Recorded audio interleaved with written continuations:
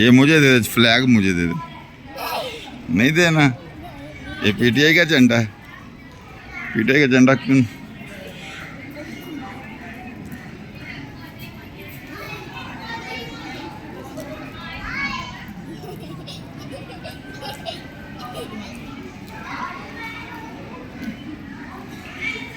ये जी दुआ फातिमा और हम आए हुए हैं फैसल मस्जिद में।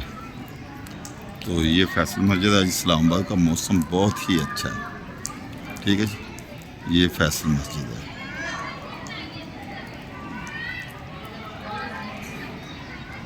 बहुत अच्छा मौसम है फैसल मस्जिद का। अब ये देखिए ऐसे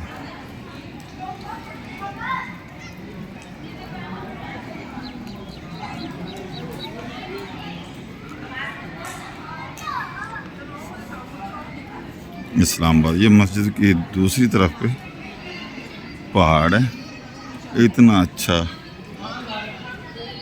डॉक्यूमेंट्री ये देखेंगे, ये देखेंगे आप।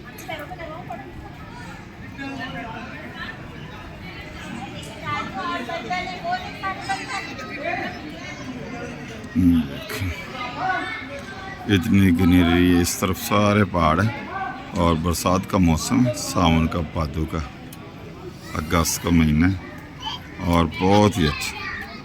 और दूसरी तरफ आप देखिए, दूसरी तरफ